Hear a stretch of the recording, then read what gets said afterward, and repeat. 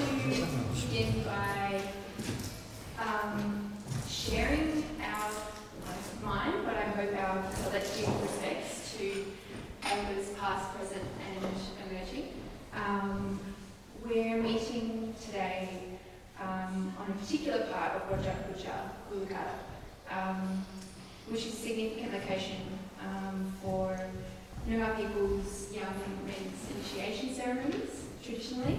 And so, acknowledging that we are in a significant place for learning, transformation, and hope for the future, I'd like to share our thanks and move forward with this discussion with those values in mind.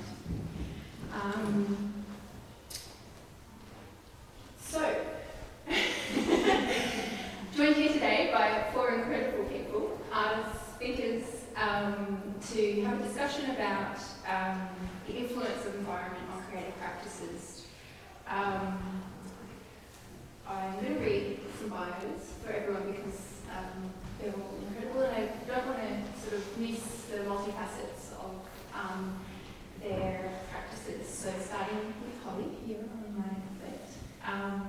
Holly and Nien works with two distinctive, apparently unrelated mediums, crochet and ceramic. A dexterous handler of both, Nien brings these two materials into harmony, working in her Wild-up frame of the studio. Nien appropriates the natural forms, like teeth, quills, spines and thorns, nestling them among gentler, softer textures and voluptuously, I love all the adjectives, rounded surfaces. The resulting sculptured objects, which we can all see here, have whimsical creature-like presences. Their playful and defensive structures seem to repel the wilds with equal measure. So thank you, Holly, for inviting us all here to speak today. The show is fantastic, and I think is a really great publication for a lot of different discussions that we're going to have today. So thank you. Moving along, we have Erin Coates, who's an artist working across drawing, sculpture and film. Her practice focuses on the limits of our bodies and physical interaction with and within given environments. She draws from her own background in rock climbing and freediving, and her artwork is also informed by a deep interest in biology, body horror and genre cinema. Erin has shown a number of significant exhibitions, including the Adelaide Biennale Monster Theatres at Art Gallery South Australia, Video Brazil, the 21st Contemporary Art Biennale in Sao Paulo in 2019, the National New Australian Art at the Museum of Contemporary Art Sydney in 2017, and was a participant in the most recent Goolugatup Heathcote's TILT program. So Erin also has work next door in Melbourne Contemporary, and is will soon exhibit as part of the 23rd Biennale of Sydney in Rebus in 2022. So, yay, so many things. I embarrassed you enough. Lia McKnight is an Australian artist and curator who works across drawing, sculpture, textiles and installation. I think you're seeing a theme here. Her current practice finds inspiration in the natural world to explore themes of life, death, sets and magic. Captivated by the idea of secret worlds pulsing and thriving beyond our awareness, Lia's darkly humorous drawings and sculptures are at once alluring and disarming. Lia is currently the collection manager at Goolugatup Gallery in Curtin University. In 2020, she exhibited at the York Botanic Art Prize, the City of Joondalup Invitation Art Award, and Moselson's Gallery, and presented a solo show, Primary Cool Change Contemporary. And Lia also is exhibited next door in the Contemporary exhibition and will present work for Sculpture Phase in 2022. And lastly, but not least, by any measure, Nien Schwarz is a multidisciplinary visual artist. For over 4 decades, Nien has participated in remote... Sorry, I put the emphasis in the wrong bit. For over 4 decades, Nien has participated in remote geoscience mapping expeditions across the Canadian Arctic and West Australia. Her related studio research includes our global collective dependency on natural resources and the demand for more. Through fieldwork methodologies and multidisciplinary arts practice, Nien responds urban encroachment and histories of colonisation. Nien recently retired from teaching sculpture and environmental art at Edith Cowan for many years, and is a member of the artist collective We Must Get Together Sometime, who she will exhibit alongside at Mandarin Performing Arts Centre and Housing Galleries as part of the Indian Ocean Craft Triennial Festival, and she'll also present new work in the upcoming exhibition in situ at Artshoot Heathcote Gallery, which is also part of Artshoot Media. So, very busy people, which is incredible to have them, everyone gathered here today. There's obviously some really strong influences and outcomes that connect all of your work together. But I'm also interested today in maybe hearing the intersections as well as the different approaches that you each sort of bring to your work. And another interesting thing that unites you all is that Holly has fired all of your ceramics at one point in time under her capacity as the Freeman Arts Centre ceramics tech, but also other workshop roles. But I think given that we're amongst the work, can't escape it, the sort of physicality of the materials that Holly uses, maybe technical elements of your practices is a good place to start. So given that you do all engage with many media and skills across your practices, can you maybe describe some of those for us, maybe in reference to some recent or current projects that you're working on? Yeah, I guess I'll start. Thanks everyone for coming. This is so I obviously work a lot in ceramic and combining with crochet. There's for any ceramicists out there, I quite often have questions about how. There's a lot of tiny fiddly pieces in the works, and I mean, I was taught, I guess not that long ago, maybe only 6 years ago, I had my first interaction with ceramic, and I was taught the rules. So I very quickly then figured out, okay, these are the rules, how do I not break them?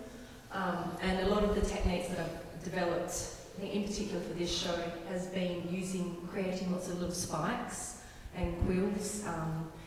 And so that was just something I had to go at, and I had tutors saying, no, that's not going to work. That's, don't even bother, that won't work.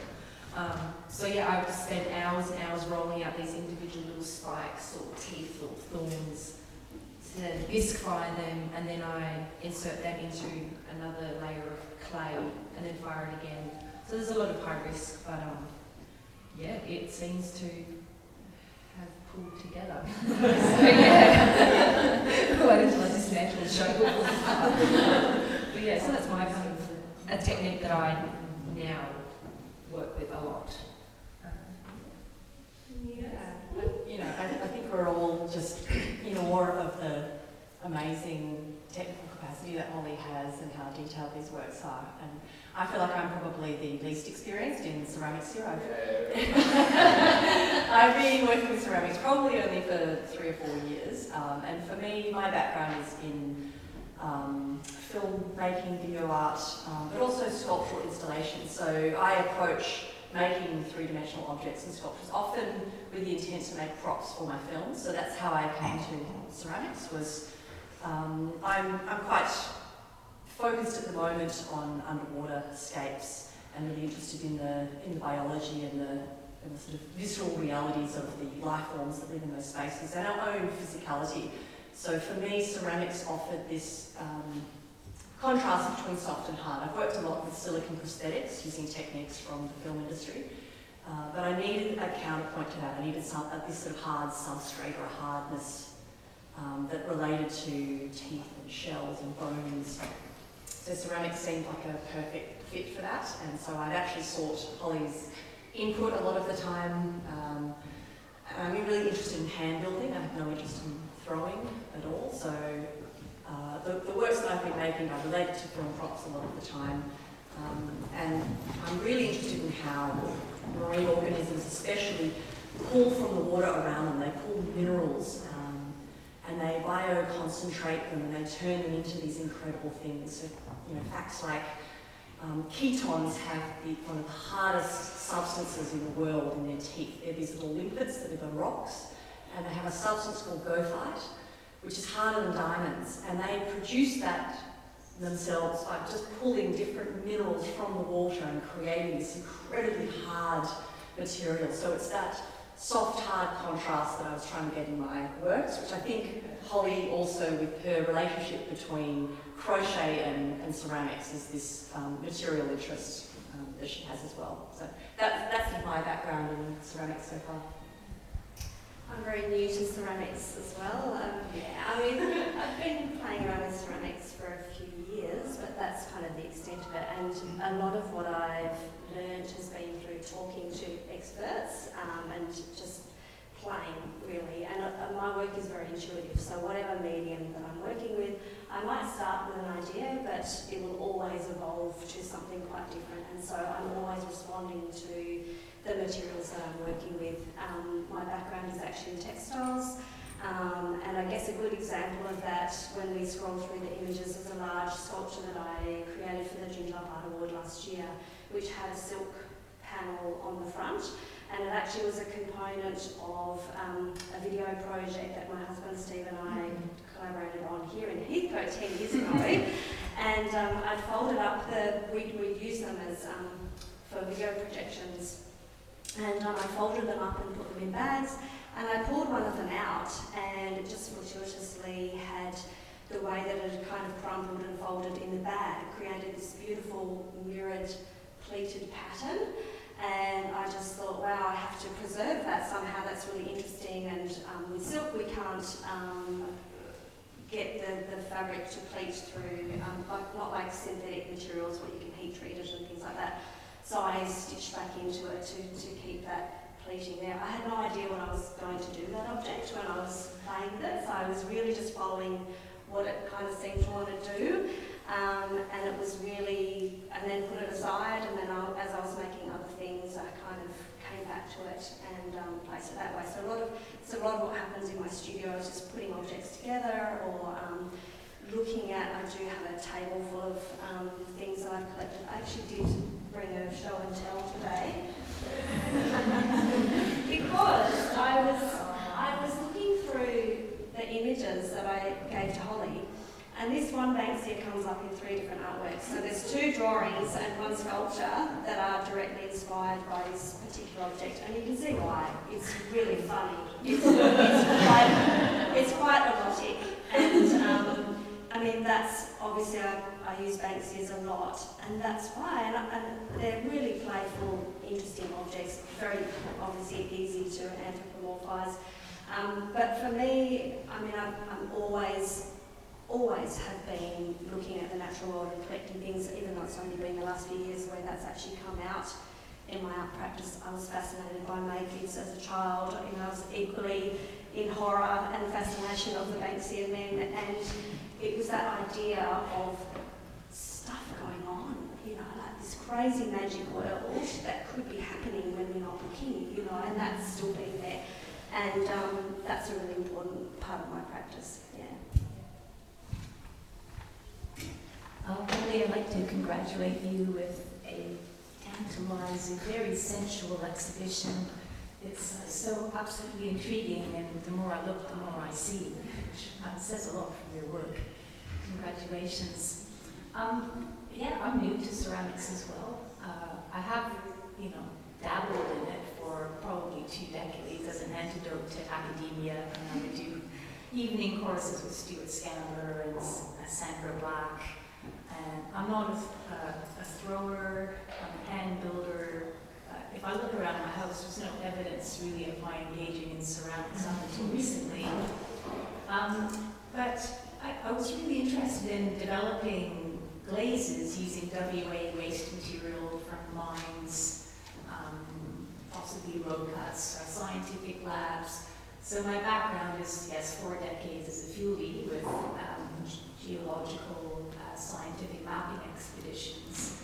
And when we come across a disturbed site, for instance, exploration drilling, I might collect very small samples of material. And at the end of 2019, I said to Stuart Scambler, could I do, after 2 decades of working with him, could I do something a little bit different and try and make some glazes? And he said, yes, of course. And And so that's what I started doing, and he said, well, why don't you apply for residency at the Fremantle Arts Centre, which I did. And so that's what I did in 2020, in between the lockdowns and such. And so that's how I got to know Holly, because she was firing some of my very tentative experimental firings. And I'm so terrified of something sticking to the films. My pieces were like 3 centimeters big, and I might be wearing one of these pieces, yes. And so yeah, slowly I built up my research and my confidence, and yeah, so I really enjoy using waste material and cutting the clay that we get in class with aggregates, so naturally found materials. So I would never collect things from undisturbed sites like riverbanks or creeks or anything like that. It's from waste sites, so that's very important to me. So technically, it's really about developing glazes and aggregates. And yeah, so there's an example of one of my works. So I tend to cast off my body.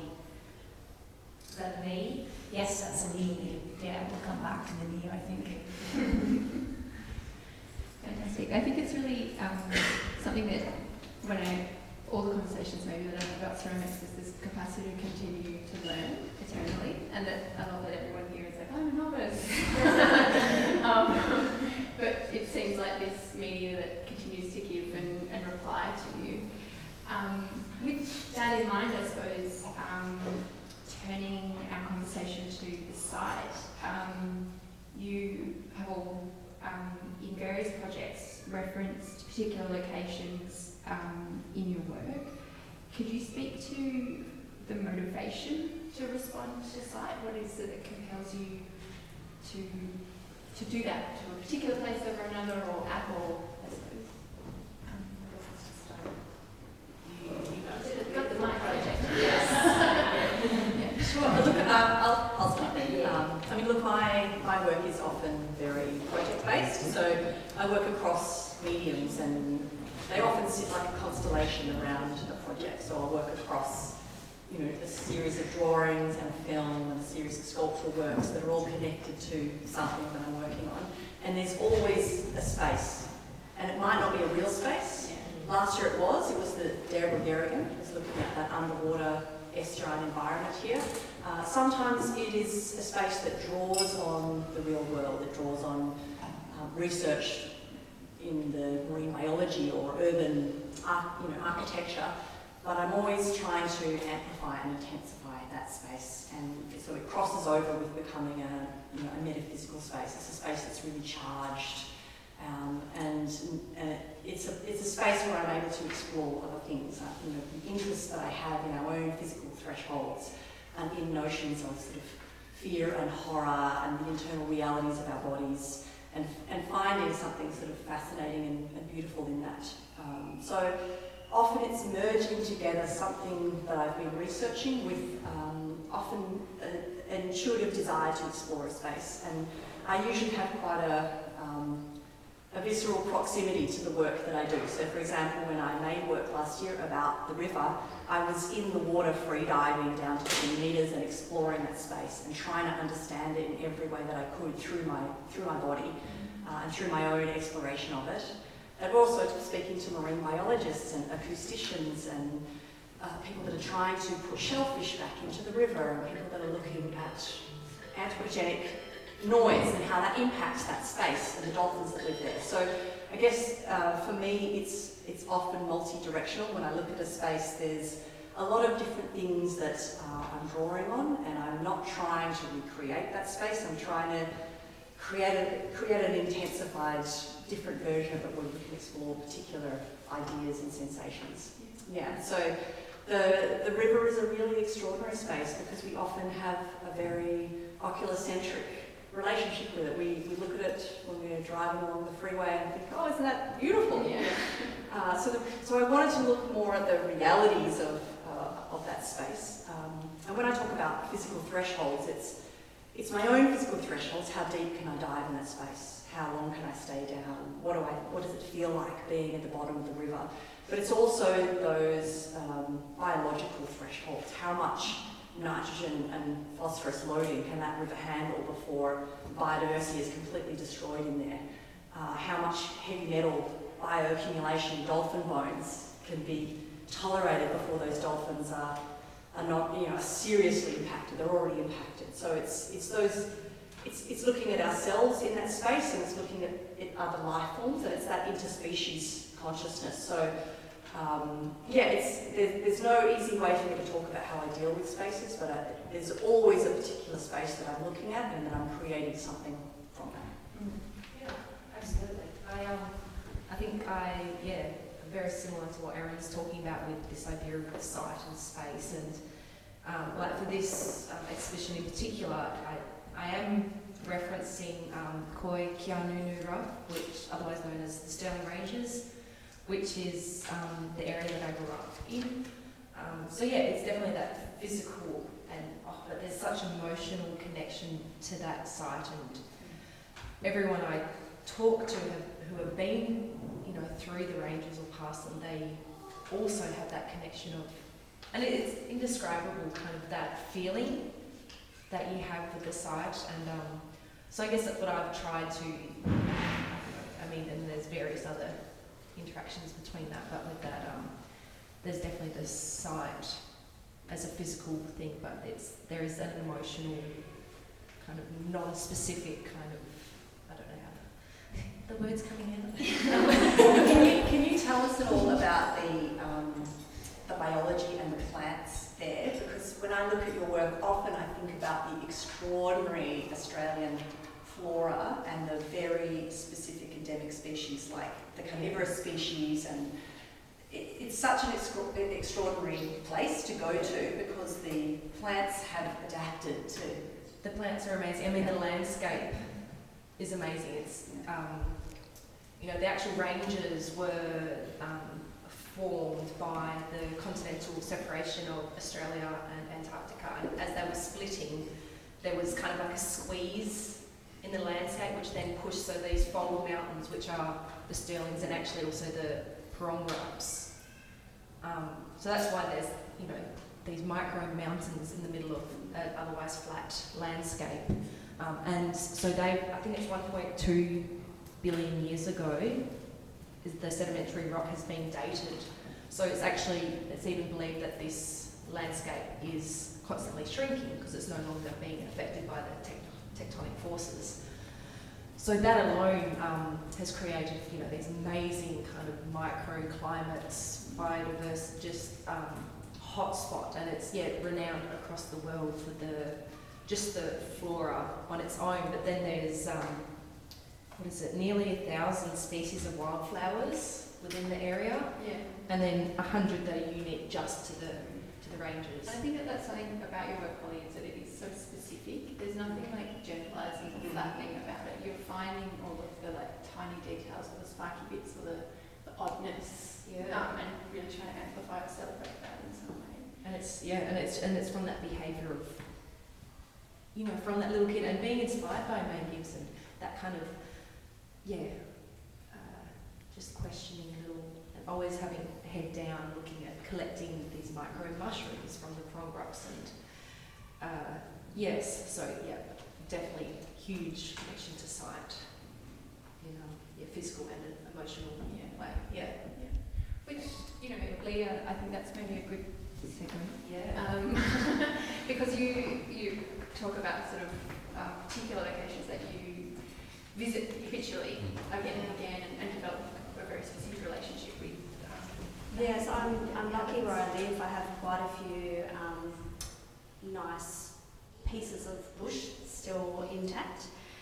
So I live fairly close to the Belia wetlands, and we have Sampson Park there, which has got a big gash of green grass through the middle, but the bush has never been cleared there, so there's still orchids which come up in the spring, and the bush parts are quite healthy. I go to the beach a lot in various places, so I guess the imagery in my work is all taken from real sources, whether through photographs or through things that I have collected. And I should say, I'm careful about what I collect in my little Banksy here. All the seeds were gone, it was on a friend's property, so I'm careful about trying not to impact those environments too much.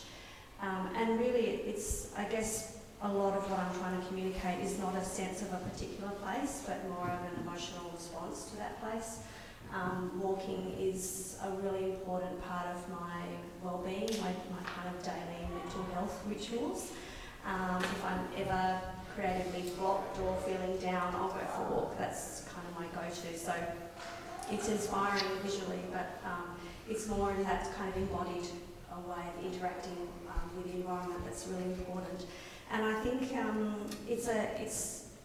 can allow those kind of little moments of awe, or, you know, even just standing and feeling the sun, like in a bush setting, just, you know, on your skin. It's that sense of embodied presence where we're kind of taken out of our monkey minds, and we're actually, you know, able to be, you know, just in the moment. And so there's a real sense of reverence for me that I'm trying to communicate in my works. Yeah, and there's reverence for those places. I think we spoke about obviously the Row 8 protests that happened a few years ago, and I was turning up every day and going, and I remember this one day they were bulldozing around a tree, an old, you know, established tree, and there was someone up in the tree trying to save the tree, and the bulldozers were really relentless going around it, and there were people around me bawling their eyes out. It was really intense moment. We were all singing. There were protesters on the other side of the fence that had been arrested. There were horses. Some people got injured. And, you know, and I was feeling the weight of, you know, as a very empathic person, all those people around me as well, and caring about them as well as what was going on in that place. And it's difficult when those places, which are so much an important part of your well-being, are suddenly under threat, you know. Like, that was a difficult time for me. And I described to you guys a dream I had shortly after that, where it's very hippy-dippy morning. There was I was dreaming of a tree that had this big swirling kind of vortex of light, and I had the same thing, and we were connected. And the tree was bulldozed, and I felt like I was being bulldozed in that dream. And shortly after, my back collapsed, and I was flat on my back, and I couldn't walk. And I realised at that point I needed to pull back. I couldn't keep going. And just thinking about other ways to approach things. But work I was making at that time, I really was thinking about how precious these things were. There's the banks here that I showed. How precious these little humble objects are that we kind of walk across every day. It's that real sense of reverence for the world around us that's present in all, you know, early forms of spirituality, of, you know, animistic forms of spirituality. Yeah. Well, I think also that idea of like value and quantifying or like measuring or feeling value is maybe interesting in relation to maybe how you have these, you know, exist in this world of engaging with environment in quite a categorising way sometimes with the mapping work that you're involved in. Sort of interested in how that spins out to a creative engagement as well. Okay, I might just build on what Lia said first. Excuse me. Yeah, I was involved in those protests as well, and as a visual artist, I found it completely overwhelming, especially as a legal observer, because I found it very difficult to identify what was really important, because it was just overload information. I ended up sewing activist garments based on the Japanese design of a warrior vest, and so it was reversible. One side was blue, and it was the Save Beaver Wetlands t-shirt, but converted into a vest, and the other side was Perth Freight Link with the orange and the white letters. So I could decide which side to wear, and I would just stand by the side of the road and stare off into space. So I worked a lot on my own, actually, because I found being around so many other people very, very difficult. But it was so effective just standing there and commanding the space, not because of what I was wearing, but because I was standing stock still and looking over the traffic, and people would slow down to look at what I was looking at. And that was my whole point. So it was a very small gesture in a sense. So I guess that's one way of responding to a site, is like Erin said as well, is to really immerse your senses in it, understand that site as you're mapping it, observing it, understanding it, feeling it, being sympathetic with it, being one, and learning as much as you can, I guess, through a kind of osmosis. I guess another example is combining the technical with the site. So when I was invited to be part of the Indian Ocean Triennial, all of my work is, the materiality is very important, and I've always been intrigued with the Bunbury basalt, which is a volcanic material that came up when the early part of Earth started, when it was basically one landmass and it started to split up. And so the Indian Ocean was created simultaneously as the Bunbury basalt came up. So I thought, oh, well, that material is kind of my challenge to work with, because it's quarried, it's used as road base, it's mined for blocks to make walls out of and such. And so I got a small amount of that and ground it down and made a beautiful, very deep, rich brown glaze out of it. So mission accomplished. That was part of my residency at the Fremantle Arts Centre. But I guess mostly of all, I'm not someone who makes particular objects and displays them in an exhibition. I create site-specific works or installations, site-specific installations. And so a site-specific installation or true installation, when you make a work for that particular site, if you moved it somewhere else, it would just be a different work and lose its context. So I've really used a lot of obsolete scientific material, air photos and maps, to activate a space. And I'm always interested in linking people from the indoors to the outdoors, from the centre, from the metropolitan area to the periphery, and really to sites that sustain our contemporary lifestyles. Right? So I'm always trying to create this relationship, this dialogue between where we are, what we have, what we do, and what sustains all that. Yeah, I mean, obviously in different ways, but I think it's really interesting that there's this, I suppose, like, amplifying element to what you're all talking about, is that taking maybe a small experience or something like that that you will have, and that being able to focus in on it, but also allow it some space to continue to move with how you're thinking and learning from it. The other thing that's interesting in your practices is also how there's always sort of this like discomfort or imbalance or darkness that you're dealing with, and while there's, whether that's sort of a physical thing, probably like your use of like contrasting materials, or maybe like a political or psychological kind of disruption. Can you talk about how maybe that darkness or that sort of ruptures make you feel your practices? Yeah, I'd love to hear from you.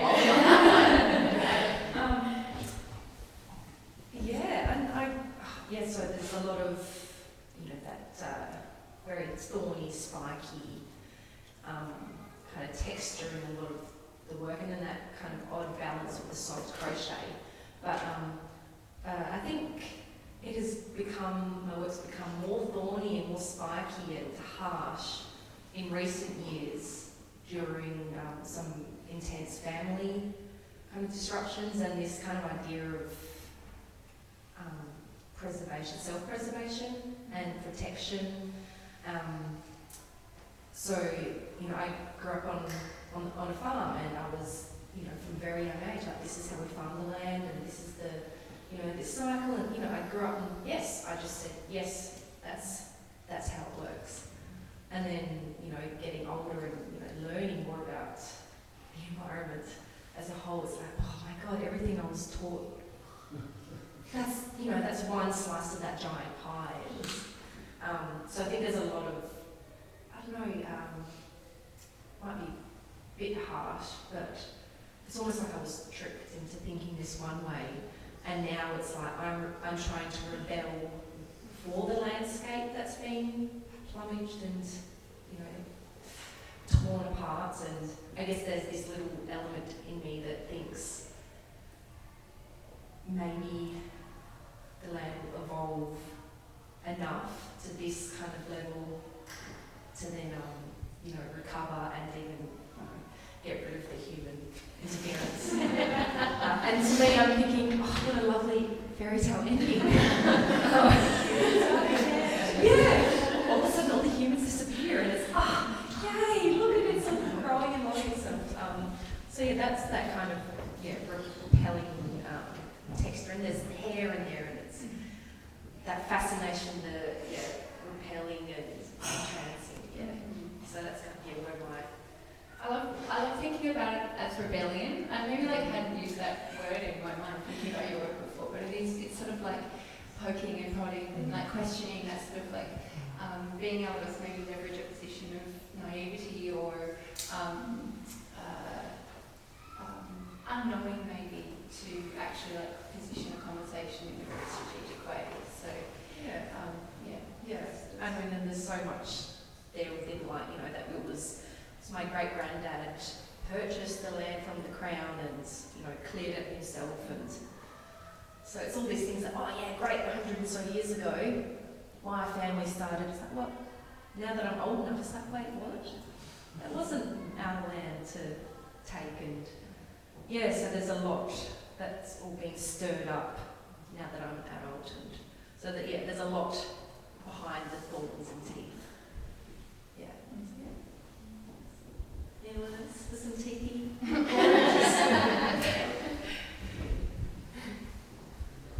So, Holly, I think it's really interesting how, as you mature into an adult and you reflect on your childhood and the sort of, perhaps the sense of wonder and safeness and sort of unravels really. And I guess with my own family, I knew from a very young age that my father had been in a camp, not a leisure camp, but a camp for women and children from 1942 to 1945 on the island of Java. And so this was, they were incarcerated and intentionally deprived of food and medical assistance. And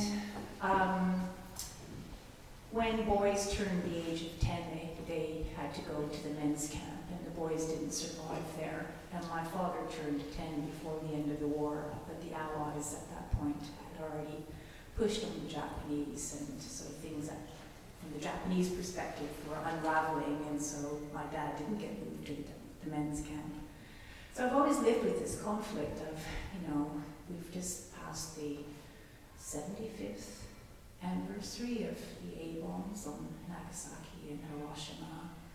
And in my collection of maps, I happen to have those maps published in March of 1945, which the National Library was throwing out when I lived in Canberra. So I think, a lot of, and so around, going back to family, food was always a huge issue in my family. There was always enough, but my father had this thing about leftovers. He had to have the leftovers. And so I understood at a very young age why that was the case. But then my mom would say, but your two young sons, they need it more than you. And I'm just thinking, wow, so that was one thing. So later on I became a bush cook on the geological expeditions. But so that made me really aware of how hard it is actually to farm land. You need the right conditions, the soil, the weather, the water, all these things. You can't just grow food wherever you want. And certainly nowhere where I've ever worked. So I've always really marveled at Indigenous peoples and their knowledge and their perseverance and their respect for land. So food is really important, and I've lost the track of my thoughts over there. There's some darkness. Oh yes, darkness. So I'm actually really frustrated. I'm really angry, and on a daily basis, I apologize to David Attenborough because I feel we've really let down this very remarkable human being. And I think we're in a really dark period. I hate using that word dark. But I don't know what the future holds, and I'm really intrigued with Holly's work and the idea of things adapting. Having worked with geologists and being married to one, and my father was a geophysicist as well, I know that species don't last for more than 10 million years. So humans won't be around forever unless we somehow colonize space. But then again, we are ingenious and could possibly find a way to survive a multitude of forthcoming disasters. But yeah, I guess my work at this point, sometimes I think, what's the point of being an artist? And I think, well, if I wasn't an artist, I don't know if I could survive, because that's how I express my concern. I don't think art can change the world, but I have had people come up to me and say, you know, your work really made me think, and I have changed the way I relate to my environment, and I think about what I buy. So a lot of what I make is actually about vessels, containers that have some relationship to food. I really worry that there's not enough food. I really worry about war. I can't believe what's happening in Afghanistan. And so when you have these situations of all these young children fleeing war, immersed in famine around the world, I think, how is that possible in the 21st century? So, yeah, I wish there was a universal income. There's a lot of things I wish, but yes, this thing about darkness, I think it's becoming stronger in my work as it reflects my fear, my anxiety, my disappointment, my concern, my complete bewilderment, really. Yeah, I don't understand why we are so incapable, it seems, of developing a more respectful relationship with what's beneath our feet, with what we breathe, with what we drink. You know, it's so much about, as Joan Armatrading said it in a different context, me, myself, and I, that's what seems to matter the most. But anyway. Thank you. I agree to that. I just wanted to quickly add that it's ironic that we all use clay for our artwork as well, which is from the earth, and I just, I think it's obviously a beautiful medium to work with, and it's very good at representing the earth. But once we take the clay out of the earth and fire it, it's no longer clay, it's now ceramic. It's geology. Yeah. It's geology. But yeah. The conversation we had when you were developing that show was how it freezes things in a moment, and maybe that allows some observation. But I think you're also there's a discomfort there in terms of the change that you're enacting on that material, right? Yeah, it's a permanent change. Mm-hmm. So yeah, how am I any different from the farmers? That's an internal struggle for sure. Yeah, sorry. Hand it back to you. Just coming back to your question around discomfort in art, and I do create discomfort with my art because I have horror themes in it quite often, and it's, for me, that is it's a strategy. It's an interest that I have. Horror, I think, it's that place where meaning collapses. It's this way to engage with the irrational, and part of it is also this understanding as a feminist and as a woman. I think horror is really interesting. When I look at popular culture and horror, I think actually horror often is, it's a really interesting terrain as a feminist, because as women we understand fear and horror differently to men. We understand the abject and our bodies in a different way. So this notion of the abject being, and this fear of the unknown, the inside of the body, this viscera, I think, well, actually, we have a different experience of that. We have a different experience of the sense of our bodies being threatened as well. So I'm always interested in work that perhaps plays a bit with fear and horror. And that is sort of crossed over into looking at other life forms and this interspecies sort of consciousness. The fact that we are animals still. We are biology. We're a habitat for organisms that we can't even see. And I think that often we put ourselves in this hierarchy above other life forms, that we are still biology, we're animals, we're a habitat. And for me, horror is an interesting space to unravel that hierarchy and to play with some really interesting notions around fear and survival and strength. And I think horror can also be beauty. It can be, you can find incredibly sort of sublime and fascinating things within this sort of horror imagery. So for me, it's a strategy for kind of cutting through things and getting attention and playing with some quite deep reactions that we have to things. I try to find that balance so that the work isn't just repelling, but it's also engaging people in something as well, that there's a pull in there too. Yeah. Absolutely, and I think that sort of like the curiosity and the unknown that pulls people into your work, Erin, is then often like flipped with this like strength and like really beautiful elements. That I think is like that's the shift or like the change in momentum or the change in expectation. Yeah, it's a tipping point. Yeah. You don't know which way it's going to fall. I don't know how people will respond. Yeah, totally.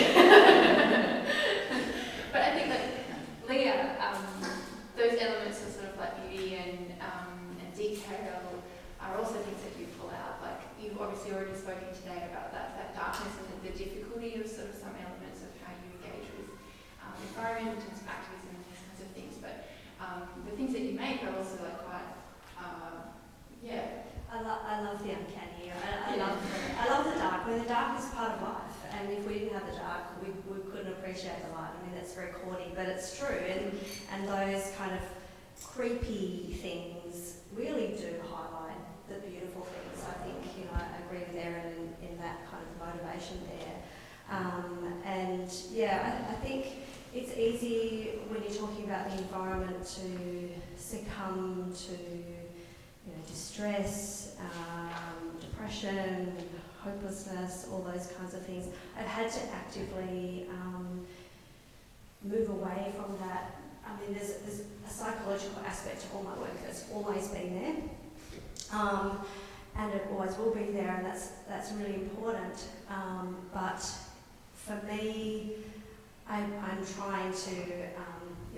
I was talking about this work, which when I first was thinking about it, it was very dark. It was about the shadow self and some really, all about repressed fears and some really dark stuff in my history.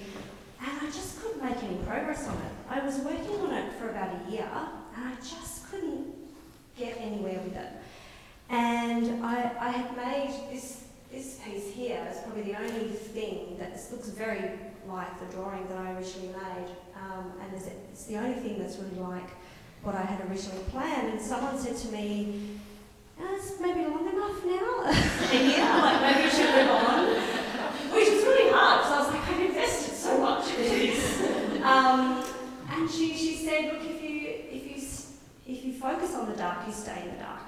And finally, after a while, I had to sit with it for a while, it kind of started to ring true, and I started to find ways to bring in the light, and so there's a lot of dark and light. I mean, that's the title, In Darkness, the Eternal Light, because it's a reminder that is in all of us, there is beauty, there is hope, there is, this lightness that's in all of us, and we can choose to focus on that and stay in that. And that's important for me. I mean, I had, in my early life, I had severe depression and, I had terrible mental health. And so I have to watch that. I have to be careful with that. And I've found lots of different strategies in my life to move on from that and let it go. And is anyone out there? There's hope for you all. Keep working on it. You'll be okay. It's possible. And so, that will always be there. The darkness will always be there in my work. But I do strive to bring some hopefulness in and beauty into it as well. And We've kind of arrived towards the end of my questions, and my last sort of provocation for your maybe starting with Holly, but it comes so beautifully from what you've just shared there, is how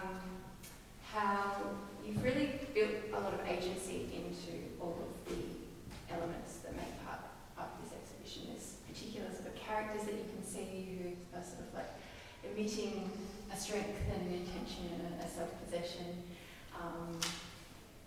And I think this kind of landscape here it holds space in a really particular way. I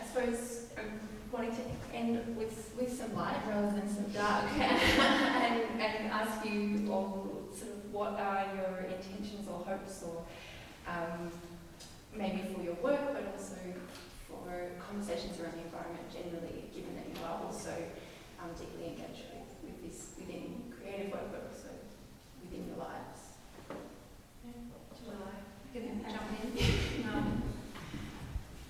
Yeah, so I guess I guess it is a kind of large scale, but especially in reference to what is home, I hope we can, and I don't know how, I don't have answers, but I hope there is a better acknowledgement of First Nations people and the land as its own entity, not to be owned and yeah, I've got no answers, and in that pickle of potentially inheriting land when my parents pass away, that's not so hopeful anymore. Now, oh, that sounds icky and hard, and I don't want to deal with that. But I know certainly in the areas that there was a lot of colonial settlement and just loss of all culture and language, and even just going back to Borden Primary, which is where I grew up, they are now having like elders coming in and talking to the kids and sharing knowledge, and I actually got some amazing help from a elder down Korean country. He lives in Wangarup, and so he was helping me a lot with the right pronunciation and how to all the correct language, and he was telling me that he's actually working with some local farmers and wanting to share the knowledge of cold burning rather than just an actual traditional form of back burning that is actually more helpful for the land, even though it is back to nothing. The water table is nice and close to the top, and all these other fun things, but it just having that conversation starting and hopefully getting to, I think we're all here because we are searching for these answers, but what's the next step for those who maybe aren't searching for these answers, can still get the education and want to learn. Sorry, I hope that was... And I always find it interesting as artists when we talk about these ideas, and I think of course we can't take on that labour and that burden of trying to absolutely change the world, and yes, you're referencing these things, but I want to just quote a Noongar writer here, Cassie Lynch. I was talking to her about the notion of apocalypse, which is in science fiction, it's used all the time. We have this whole prepper movement going on that's preparing for end of days. And she was like, well, to Noongar people, it's already happened. It's called the wheat belt. The apocalypse has happened. But we're still here. We are still surviving. It's different. It's a different place. We're a different people, but we are still here and we're still fighting. So I think it's important to remember timescales, and it's so easy to become caught up in the horror and the drama of our time right now, that we have to also have faith that life forms will continue to exist, they will change, and culture will continue to exist, it will change, things will keep transforming. And we have to fight for what's important, but I don't think we can lose ourselves into this vortex of despair, because things will keep going without us anyway. And so sometimes it's that perspective of thinking about notions of deep time. In my work, sometimes I play with this idea of a sort of a transhuman speculative reality where we are something different in the future. We don't exist in the same way, but we become something different. And so I sort of play with that in a speculative space. And for me, that is a space of hope still. And I find my hope in other places as well. I go and plant plants by the river with a little community group, and that to me is meaningful. I don't feel like I have to be trying to save the world through my art. But I think it's, everybody has every artist has a different relationship with this time that we're living in, and what your art means to you living in this time. Yeah, we can't save the world, but we can maybe save ourselves. And we can come back to ourselves with love and compassion. And the more that we sit in that and not in fear, the more love and compassion we have for each other and for the natural world, and all round it can shift us into better behaviours and interactions. So that's where my hope comes from.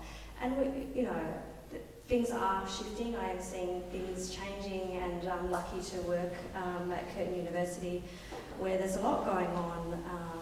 We've got a Centre for Healing and Truth Telling, and so we are starting to listen to our First Nations people, and that has to happen for healing to happen. And it's beginning. It's small, but it's first steps, and that gives me hope too. I just love your responses. It's great.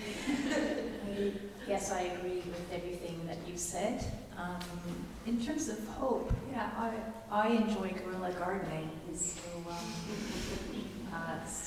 if you don't know, that means planting plants sort of on outside of your own property, and plants that are actually specific to that area, so native to that particular area. So I do that research before I plant.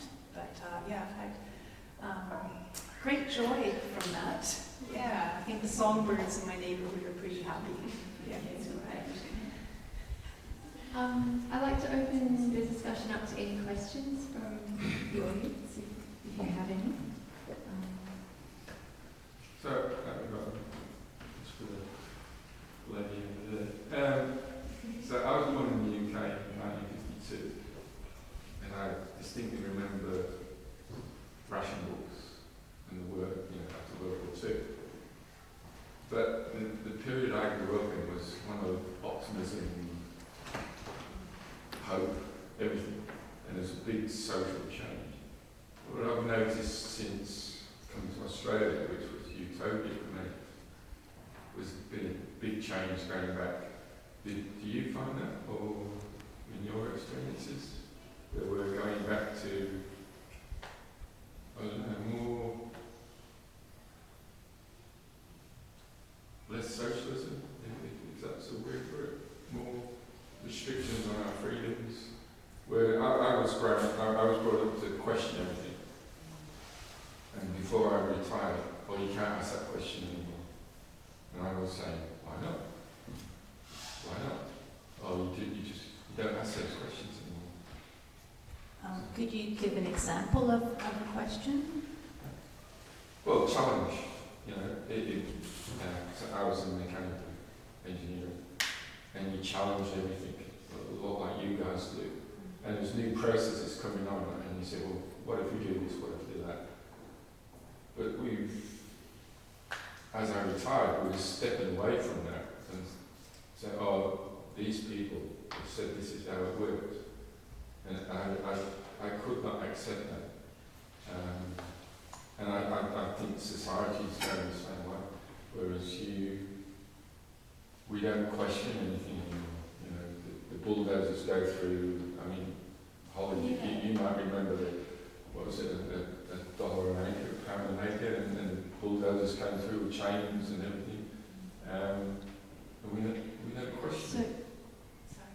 I think we were talking about this earlier, Erin and I, in that in terms of education, it seems to be very much one-way learning. You must digest and regurgitate. This is what's important, rather than working with the individual and their mind and what they want to learn, and encouraging curiosity and wonder about the world. So I think when a kid's bored, like I often was in school, you don't really pay attention. But luckily I had parents, one was a scientist and the other one was a physiotherapist, so there was a beautiful blend of land and body. And also they'd gone through the war, and they were deeply grateful for everything, really. So I was taught to be grateful. I think that's important in education. But unlike you, I grew up during the Cold War, I mean, I'm a bit younger than you, but Canada is right between USSR at the time and the US. And so we felt like the filling in the sandwich, really. Yeah. And I think, yeah, that was probably sort of fueled as well by my parents' experience of war, that you don't ever take your freedom for granted. And yes, I am concerned about freedom of speech. I think the right is definitely getting stronger. But I have to say, as an artist, sometimes I bite my tongue. I don't say what I want to say, particularly when it comes to, you know, I chose not to have children because I always felt very strongly that was the best way I could contribute to not adding to problems that I perceived.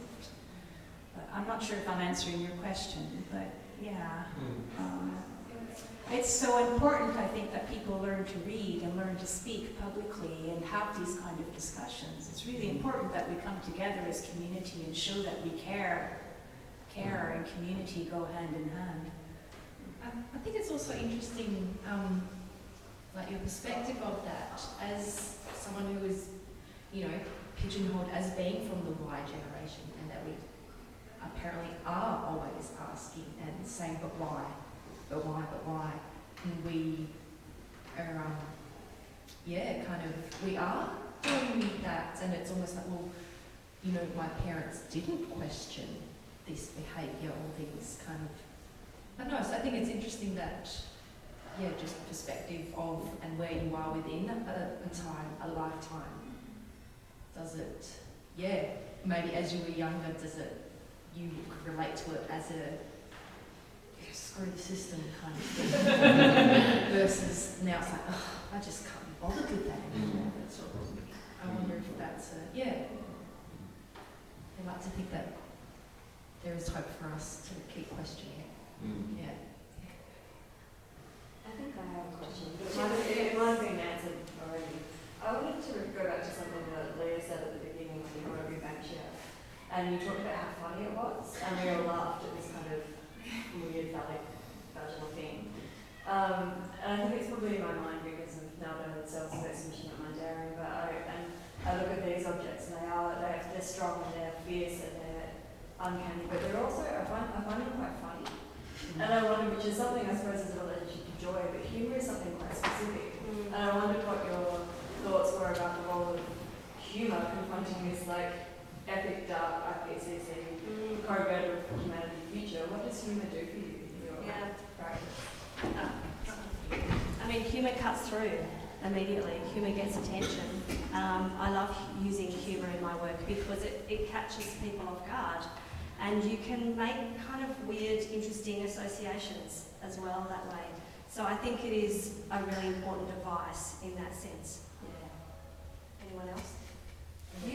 Your works can be quite humorous. Grotesquely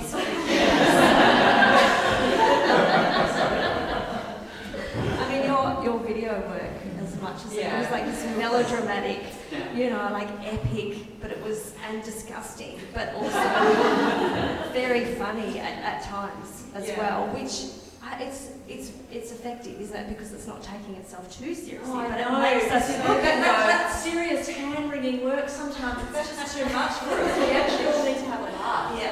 Yeah, I made a work some years ago where I shot the entire thing inside my car with my dog, and I filled the car with all the things. If you were going to take a journey to the ends of the earth and never come back, what are all the things that you need? So I completely filled the car as this little mobile biosphere with everything you need. And it was a green screen shot, and there's all of these disasters that I've captured from YouTube dash cam footage that are unfolding, as my dog and I are driving along. And it was actually a lot funnier than I realized, but it was awful. You're laughing at these terrible things happening outside the car, and my dog and I are just eating some jerky, and I'm peeing in a bottle, and so, I think we all need that sometimes to digest these other things. It is incredibly powerful, actually, to have a laugh. Lots of bodily, bodies are funny. On opening night for this show, a few different people said, vaginas everywhere. I guess so, maybe that's what the environment looks like. Take a look. In the ocean, there's a lot of orifices. Very all those. So yeah, no, it is good fun to have a bit of a laugh. And yeah, break you out of that kind of desperate kind of freakouts.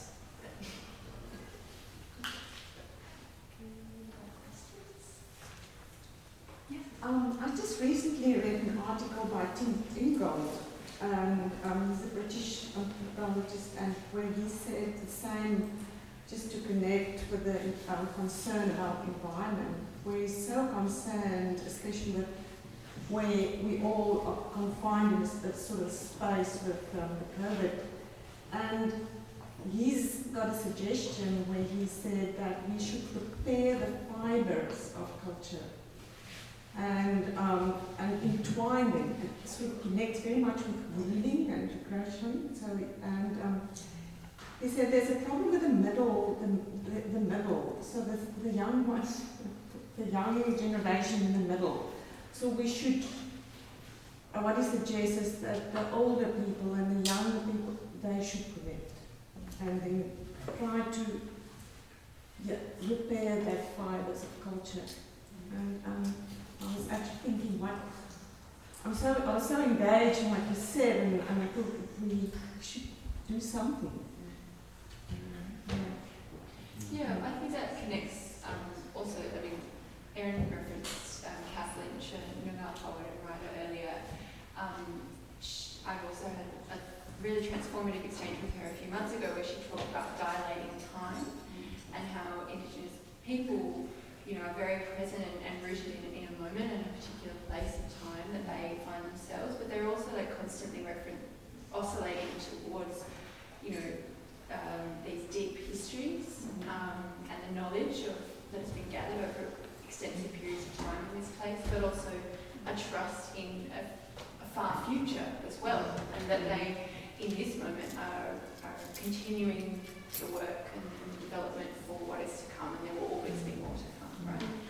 But I think that comes from trust, and maybe something that I think maybe we haven't really touched on with Holly's work actually is the fragility of how this is set up, on these spindly legs, and the breakability of ceramics. This it inspires and requires a care that you're talking about, I think. But a trust that it will be able to exist, that we will all kind of enter into the appropriate social contract and not be only independently minded, but actually community minded and historically minded maybe as well. And there's a lot of hope that comes from that as Absolutely, well. yeah. And I think all of us, silliness, all of us in our practices, we're engaging with learning from others that might be in different generations to us, and we're working collegiately and collaboratively with them, and we're honouring the skills and the knowledge they have and using it in a different way. But I think all of us do that, and then sharing it in a format like this. So that's another wonderful part of the hope of having an art practice is entering into those connections with others. I think I might wrap up. Oh, sorry. When you're talking about passage, something struck a chord. A few years ago, Belgium, they held a citizens' assembly looking at climate action, and they asked all of those citizens present to imagine the future, basically being able to work back from a future in 2050 about how they solved climate change. So obviously that's very optimistic, but that idea of being able to kind of take yourself out of a time in order to kind of problem solve retrospectively to the present. And I think in some ways polygon work does this quite similarly in this kind of quite anachronistic way that ceramics works. So, some of the oldest artifacts we have that human making are ceramic because they last through time. But also these can simultaneously exist or have been made thousands of years into the future. Okay. So there's something kind of timeless about them. I don't know. Yes. Yeah. It's ceramic and landscape. Yeah, absolutely. Are there any other? I have a question. Yeah. I was just thinking about what you were just saying then, and thinking also about that notion of sight. And sometimes we think about, I mean, we're quite privileged here because we're in this gallery space, but often you are all each drawing from specific sites too. And it was only when I heard the full story of your background for these that it made me start to think about the ranges that they may have been inspired from. What's the dissolving of space that you see as artists? Like those times when you're out in the field and you may be encountering art on site as opposed to art in space. What's that? Do you experience that dissolving between what the museum looks like, what the gallery looks like, and what the field looks like, where you're getting inspiration from? What do you, I don't know what you mean. Do you guys, do you get that? Yeah. Like the, I guess you mean within this space, you know, this is how it is set up, but... I mean that sort of distance between a found object and a formed object, or a site that's inspiration and a site that's recreated, or a site that's controlled. And I know that as vessels, as artists, we kind of travel between each of those things. And do you sometimes go to your site of influence and go, wow, I didn't make this, but it's like something that could be made, or this is a space that's as more beautiful than the gallery space, which is also controlled. Do you experience that, and do you think about that? Yeah, absolutely, especially with sites. I don't think it's that, I don't need to, I'm not trying to recreate it, and its site on its own is just, I can't put words to it, I think, which is why then it's like I need to create something to have that energy in it. But then there is that kind of blurred line between, you know, there is sand and soil sourced from the area, from the farm, and then whatever, like, was it some of the yarn around the rocks, like rocks collected from home, and the yarn is actually spun by my great granddad from the sheep, our pet sheep, that we had at one point.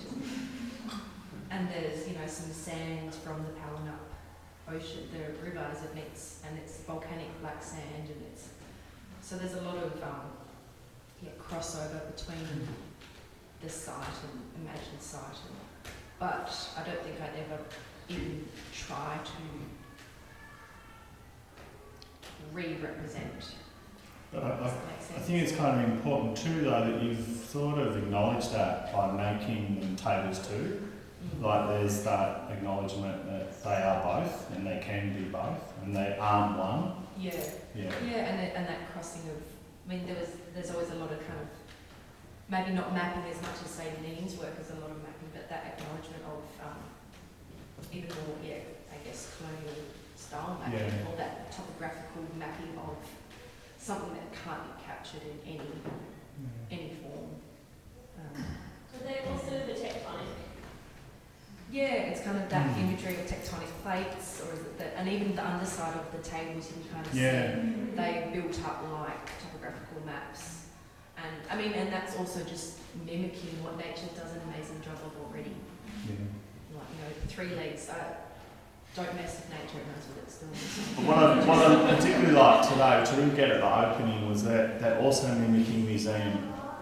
You know, which I really like, and I didn't quite get that on the night when I came to see the opening. But after hearing some of those things, there's that sort of extra level that they're of the museum object as well.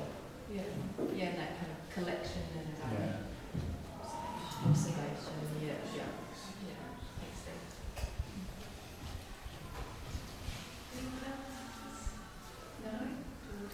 All right. Well, thank you all for your generous ears and thoughts, both the panel and the audience.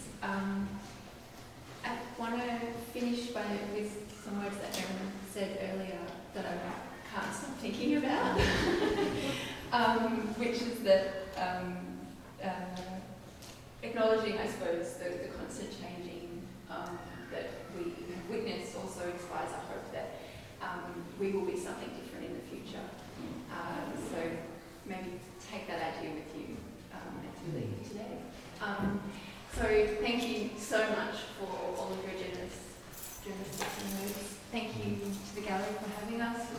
production, the recorders, everybody.